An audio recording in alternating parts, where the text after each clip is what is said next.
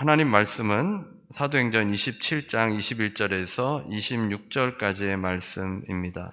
사도행전 27장 21절에서 26절까지입니다. 사도행전 27장 21절에서 26절까지입니다. 사도행전 27장 21절에서 26절 다 같이 함께 합독하겠습니다.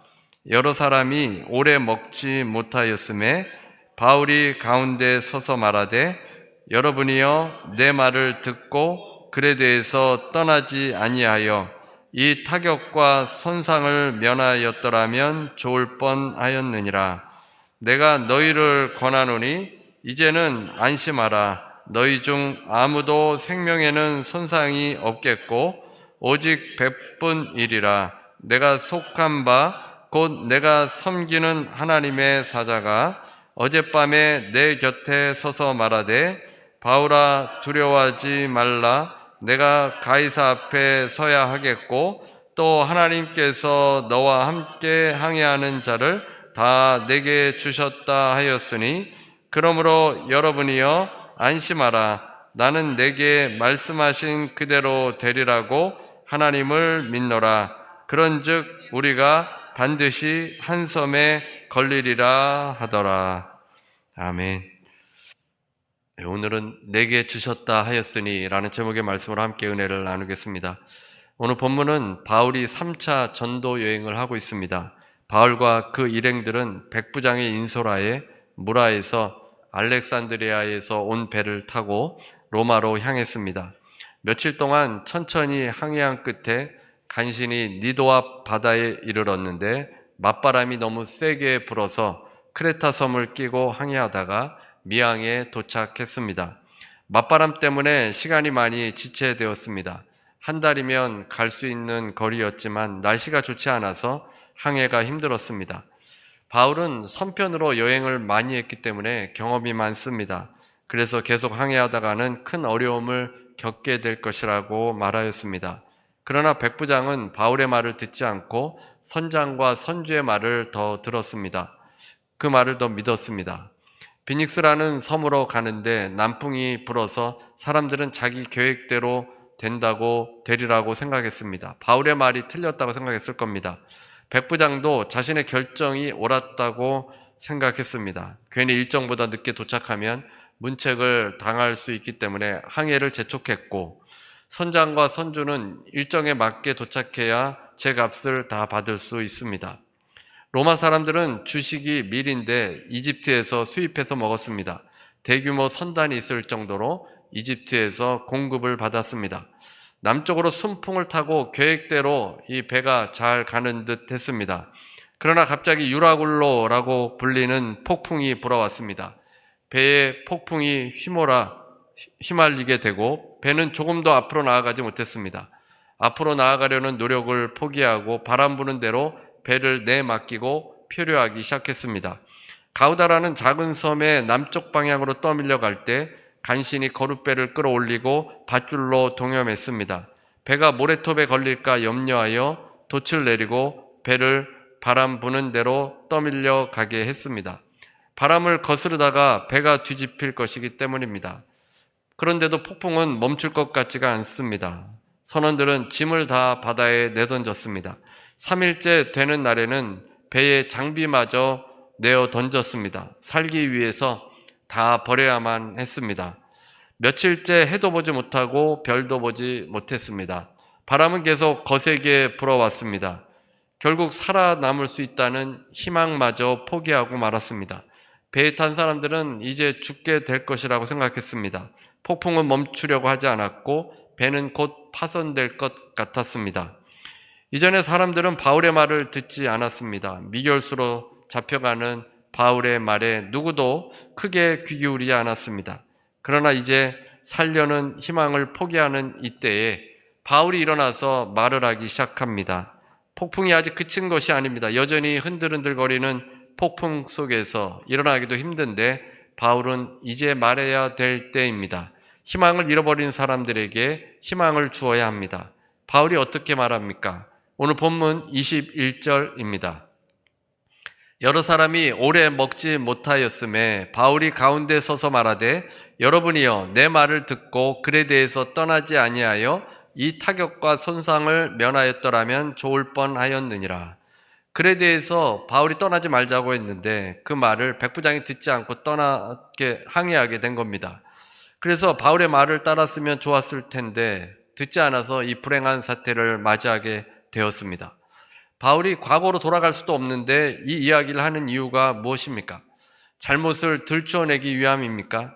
바울은 자신의 판단이 옳았고 앞으로도 자신이 하나님의 힘을 힘입어서 판단할 텐데 따라주기를 바라는 것입니다. 그 다음에 22절입니다. 내가 너희를 권하노니 이제는 안심하라. 너희 중 아무도 생명에는 아무런 손상이 없겠고 오직 배뿐이리라. 바울은 배 안에 있는 사람들에게 희망을 주고 싶었습니다. 안심하라. 유라굴로의 광풍이 몰아칠 때 희망을 잃어버리는 것이 가장 위험한 일입니다. 희망을 버리게 되면 절망하게 됩니다. 바울은 담대하게 절망에 빠진 사람들에게 희망을 주고 있습니다. 바울은 그냥 희망, 요즘 말로 하는 희망 고문을 주는 것이 아니라 하나님의 음성을 들었기 때문에 그 약속이 있으니까 안심하라고 한 것입니다. 23절입니다. 23절. 내가 속한 바 곧 내가 섬기는 하나님의 사자가 어젯밤에 내 곁에 서서 말하되. 바울이 일어나서 사람들에게 확신 있게 말할 수 있는 이유는 하나님께서 말해 주셨기 때문입니다.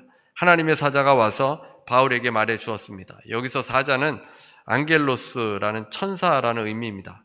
바울에게 천사가 여러 번 등장했는데 천사가 와서 바울에게 말해 준 것입니다. 24절입니다. 바울아 두려워하지 말라. 내가 가이사 앞에 서야 하겠고 또 하나님께서 너와 함께 항해하는 자를 다 내게 주셨다 하였으니. 하나님의 사자는 바울에게 두려워하지 말라고 했습니다. 바울이 가이사 앞에 서야 한다는 것입니다. 유라굴로의 광풍으로 인해서 굉장히 두려운 상황인데 두려워하지 말라. 왜냐하면 바울이 로마로 가서 황제 앞에 서야 되기 때문입니다. 바울은 언제나 생명보다 사명을 더 귀하게 생각했는데 천사가 다시 그 사명을 일깨워 주었습니다. 바울의 사명은 로마로 가서 복음을 전하는 것입니다. 이것이 이루어질 때까지 바울은 죽지 않습니다. 반드시 살아남을 것입니다. 그런데 하나님의 사자가 바울만 안심시켜 준 것이 아니라 너와 함께 항해하는 자를 다 내게 주셨다고 했습니다. 이 표현이 조금 익숙하지 않은 표현인데 주셨다는 것은 선물, 은혜를 뜻하는 동사에서 유래해서 값을 받지 않고 거저 주다라는 의미입니다. 하나님께서 바울과 함께 항해하는 사람들의 생명을 바울에게 선물로 주셨다는 것입니다. 배 안에 타고 있던 사람들은 하나님의 사명을 감당해야 될 바울로 인해서 하나님께 은혜를 입어 난파 상황에도 생명을 건진받게 된 것입니다. 그 배에 탄 사람은 275명입니다. 이들 모두가 다 안전하게 될 것이라는 겁니다. 그 배에 바울이 타고 있지 않았다면 그 배는 파손하고 말았을 것입니다. 모두가 다 죽고 말았을 겁니다. 그런데 사명을 가진 자 바울이 있었기 때문에 배가 파손하지 않았습니다. 배가 나중에 파손하게 되는데 배에 탄 사람들이 죽지는 않았습니다. 바울 한 사람 때문에 하나님께서는 바울과 함께 있는 모든 사람들을 다 살려주셨습니다. 그 배를 타고 있던 사람들이 한 운명 공동체인데 의인 한 사람으로 인해서 다 살게 된 겁니다. 요나는 어떻습니까? 하나님의 말씀에 불순종했던 요나는 다시스로 가는 배를 탔습니다. 그 배가 풍랑을 만났습니다. 유라굴로와 같은 광풍, 풍랑입니다. 풍랑의 원인을 알고자 제비를 뽑았는데 이 요나가 걸렸습니다. 요나 때문에 배에 타고 있던 사람들이 다 죽게 되었습니다. 사람들은 할 수 없이 요나를 바다에 던졌을 때 이제 풍랑이 잠잠해졌습니다. 불순종한 한 사람 때문에 배에 타고 있던 모든 사람들이 죽을 뻔한 것입니다. 의인 한 사람 때문에 살아날 수도 있고 불순종하는 한 사람 때문에 죽을 수도 있습니다. 제가 다음 주에는 목회자들이 모이는 북클럽에서 차준희 교수님의 예레미야 책을 읽고 이 책을 발제해야 합니다. 책이 상당히 두꺼운데 그 책을 읽고 요약하느라 조금 바빴습니다. 예레미야에 대해서 많은 부분을 이번에 새롭게 다시 알게 되었습니다. 워낙 말씀이 길기 때문에 예전에 읽고 또 새벽 예배 때 설교했어도 잊어버리는 부분들이 많습니다. 그 중에 인상적인 것이 예레미야 5장입니다. 예레미야 5장에서는 하나님과 예레미야가 대화를 나누는 장면입니다. 하나님께서 예레미야에게 5장 1절에 이렇게 말씀하십니다. 너희는 예루살렘 거리로 빨리 다니며 그 넓은 거리에서 찾아보고 알라. 너희가 만일 정의를 행하며 진리를 구하는 자를 한 사람이라도 찾으면 내가 이 성읍을 용서하리라.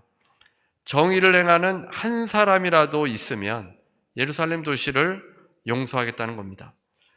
예레미야는 이 말씀을 듣고 거리를 헤매면서 정의를 행하는 자를 찾아다녔을 겁니다. 한 명만 있으면 됩니다. 10명도 아니고 한 명만 있으면 됩니다. 한 명만 찾으면 예루살렘 도시를 하나님께서 멸망하지 않고 살려주시겠다는 겁니다.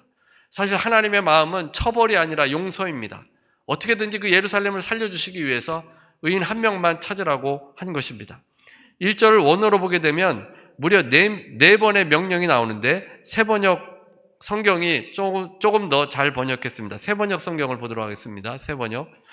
예루살렘에 사는 사람들아, 예루살렘의 모든 거리를 두루 돌아다니며 둘러보고 찾아보아라.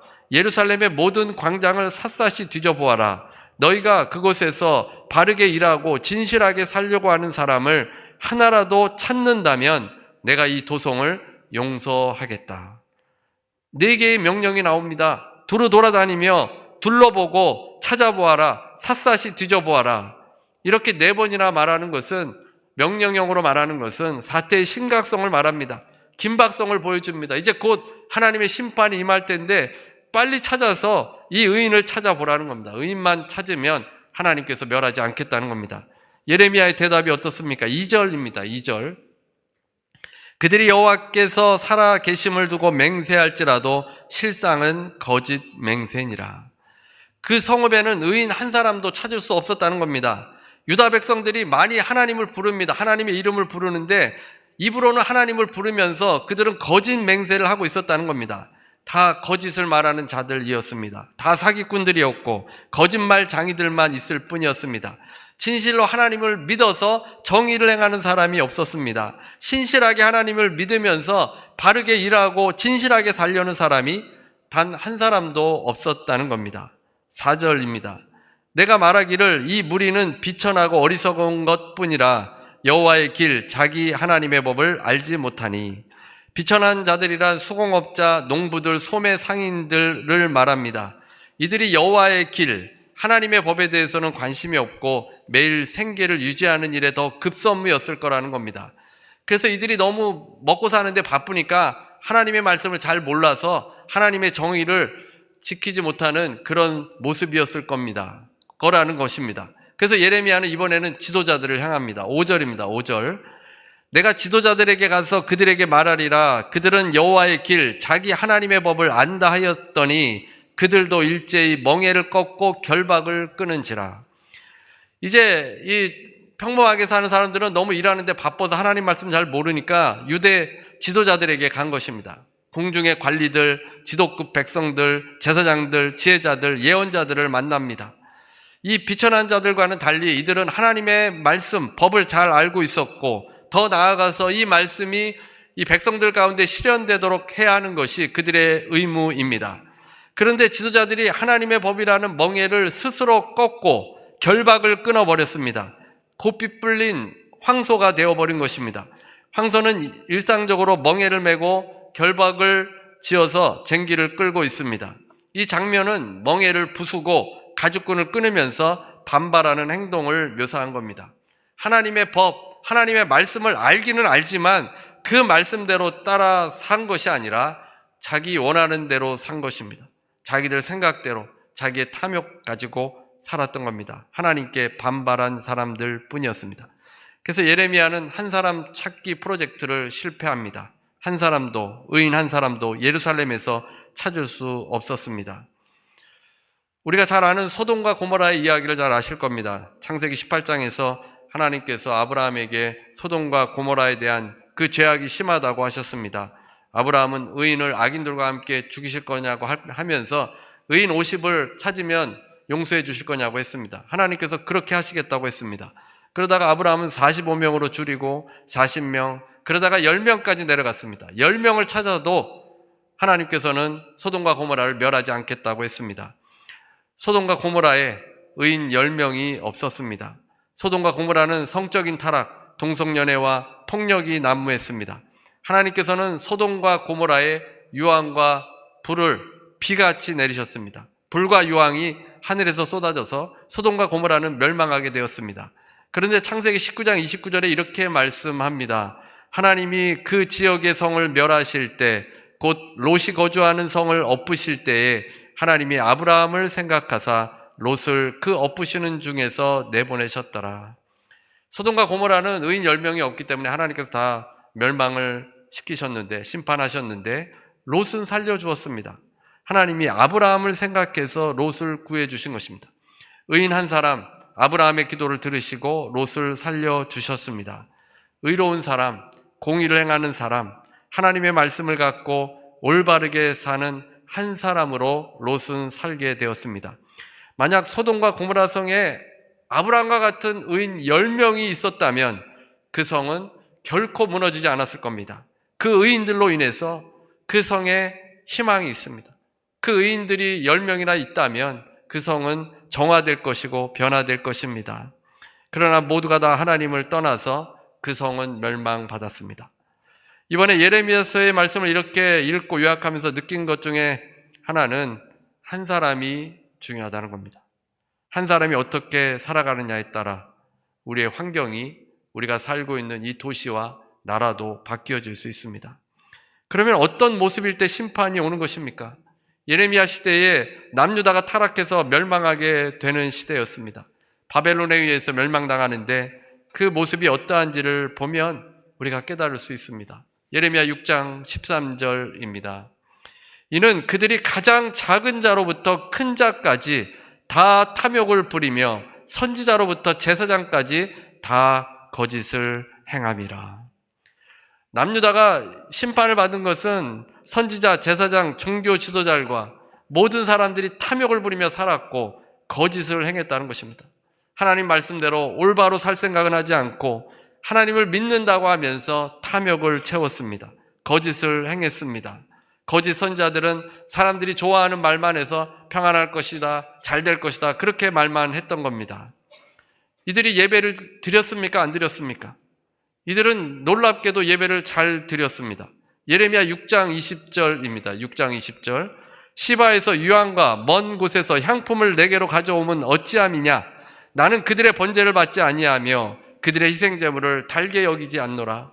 시바는 아라비아 남부에 있었던 시바 왕국을 가리키는데 이곳에서 생산되는 유황이 특히 유명했습니다. 유향은 제사 때 피우는 향으로 제사 드릴 때 기쁨의 분위기를 자아냈습니다. 향품은 인도에서 들여왔을 겁니다.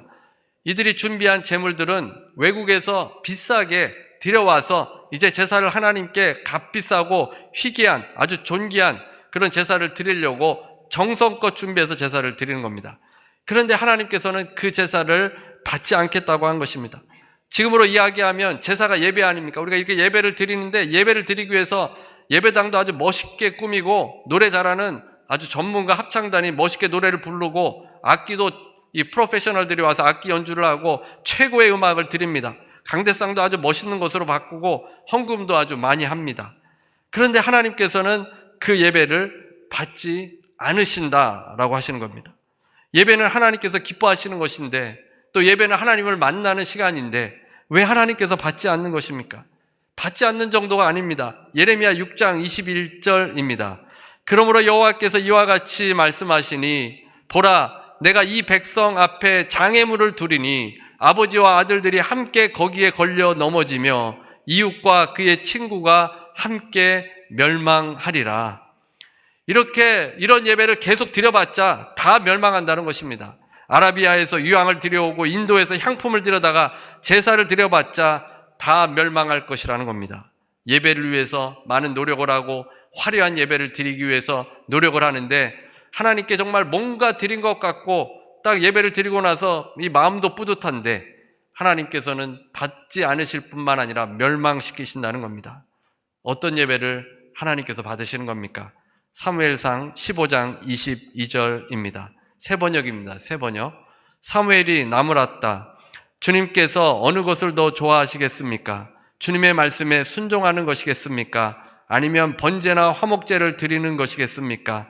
잘 들으십시오. 순종이 제사보다 낫고 말씀을 따르는 것이 순양의 기름보다 낫습니다. 잘 들으십시오. 순종이 제사보다 낫고 말씀을 따르는 것이 순양의 기름보다 낫습니다. 지금으로 이야기하면 잘 들으십시오. 순종이 예배보다 낫고 말씀을 따르는 것이 순양의 기름, 예배를 드리는 것보다 낫습니다. 하나님께서 어떤 것을 더 좋아하시냐는 겁니다. 제사입니까? 순종입니까? 제사입니까? 말씀을 따르는 것입니까? 이렇게 묻고 있는 것입니다. 제사가 나쁘다는 것이 아닙니다. 하나님께서 제사를 만드셨고 이 제사를 통해서 하나님이 기뻐하시고 그 제사를 흠양해 주시는데 하나님 말씀대로 따르지 않으면서 드리는 예배는 하나님이 받지 않는다는 겁니다. 그래서 말씀에 순종하는 것이 더 낫다는 것입니다. 예배를 드리면서도 말씀을 따르지 않으면 의로운 삶으로 살아갈 수 없습니다. 그 예배 하나님이 받지 않으십니다. 여러분이 아무리 교회에 열심히 이렇게 다니셔도 이제 일상으로 돌아가서 세상 사람들과 똑같이 산다면 그 예배는 하나님이 받지 않는 겁니다. 사람들은 예배만 잘 드리면 될 줄로 알았습니다. 물론 우리가 예배를 잘 드려서 하나님과의 만남이 있어야 되는데 그 예배는 우리의 일상의 삶과 연결이 되어져 있습니다. 그러니까 일상의 삶에서 전혀 하나님 백성답지 않게 살다가 예배를 드리는 것 하나님 받지 않는다는 겁니다. 우리의 삶이 중요합니다. 일상에서도 하나님 말씀대로 순종하며 살아갈 때 그 삶을 가지고 주님을 예배할 때 하나님께서 그 예배를 받으시고 우리에게 은혜를 내려주시는 겁니다. 바울은 함께 배를 탄 사람들에게 하나님에 대해서 말했습니다. 내가 속했고 내가 예배하는 하나님의 천사라고 했습니다. 그 천사가 바울에게 반드시 로마 황제 앞에 서야 한다고 했습니다. 이것이 여행의 목적이었습니다. 하나님 말씀대로 순종하며 살아가는 바울, 의인 한 사람으로 인해서 유라굴로의 광풍에도 하나님의 보호하심을 받았습니다. 하나님께서는 다른 곳을 주목하지 않으셨습니다. 출렁이는 바다에 폭풍이 몰아칠 때 하나님께서 바울이 있는 배를 주목하신 것입니다. 바울이 없었다면 하나님이 주목하지 않으셨을 겁니다. 그곳에 사명을 따라가는 의인 바울이 하나 있기 때문에 그곳에 있었기 때문에 하나님께서 그것을 지켜보시고 바울에게 천사를 보내주시면서 두려워하지 말라고 하셨습니다. 왜 천사가 바울에게 나타난 것이겠습니까? 선장이나 다른 죄수나 백부장에게 그들에게는 나타나지 않았습니다. 바울이 하나님 말씀에 순종해서 목적지를 향해 가는 의인이었기 때문에 하나님께서 천사를 보내주신 것입니다. 여러분, 사람 숫자보다도 의인의 숫자가 중요합니다. 얼마나 많은 사람들이 하나님의 말씀을 붙들고 순종하며 의롭게 살아가느냐가 중요한 일입니다. 의인이 있는 공동체는 절대로 망하지 않습니다. 하나님께서 그 공동체를 지켜주십니다. 의인 10명만 있어도 소돔과 고모라는 멸망하지 않았을 겁니다. 의인 1명만 있어도 예루살렘 도시는 멸망하지 않았을 겁니다. 과연 우리 공동체는 의인이 몇 명이나 되겠습니까? 우리 교회에 이렇게 앉아 계신데 하나님이 보실 때 의인은 몇 명이나 있겠습니까? 진실로 주의 말씀을 묵상하며 사명을 따라 신실하게 살아가는 사람이 의인입니다. 다른 사람 탓할 것 없고 내가 매일 진실로 하나님 말씀대로 순종하며 살아가면 그 사람이 의인입니다. 오늘 우리가 주님의 살과 피를 대하는 성찬 예식이 이어집니다. 주께서 우리의 연약함을 아시고 십자가에서 죽으시고 부활하시면서 우리에게 살과 피를 나누어 주셨습니다. 성찬에 동참하시면서 주님과 연합하는 삶을 살아야 합니다. 바울의 고백처럼 내가 속한 바, 곧 내가 섬기는 하나님을 고백해야 합니다.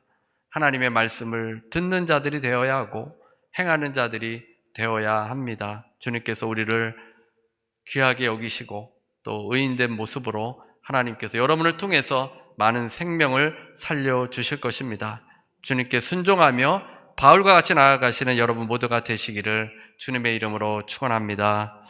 우리 함께 229장 찬송 부르시고 우리 성찬을 받도록 하겠습니다. 찬송가 229장입니다. 은혜로우신 하나님, 사도 바울이라는 한 의인을 통해서 하나님께서 유라굴로의 광풍에서도 그 모든 사람들을 살려주셨습니다.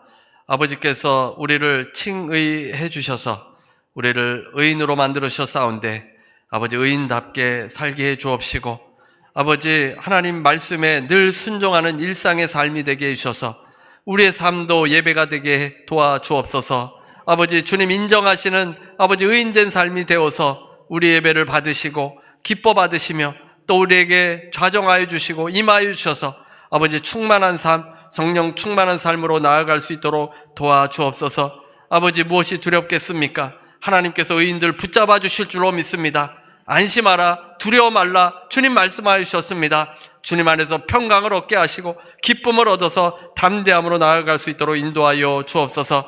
아버지 병으로 고통당하는 지체들도 있습니다. 하나님 문제로 어려움을 당하는 지체들도 하나님 지금 시간에 기도하오니 아버지 의인의 간구를 주님께서 들으시고 아버지께서 지켜주시고 회복시켜 주실 줄로 믿습니다. 아버지 병도 고침받을 줄로 믿습니다. 아버지께서 역사하여 주옵소서. 예수 이름으로 명하노니 모든 병만은 떠나갈지어다. 예수 이름 명하노니 통증은 떠나갈지어다. 예수 이름 명하노니 연약한 부분은 강건하게 될지어다.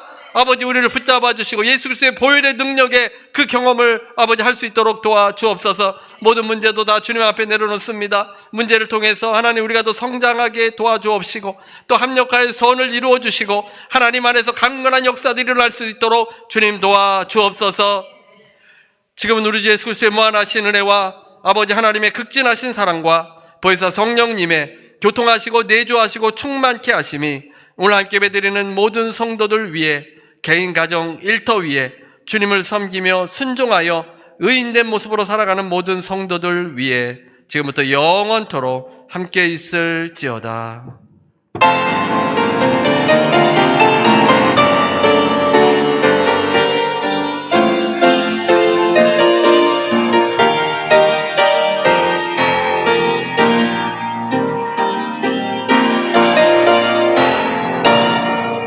하나님께 감사의 박수 드리시겠습니다.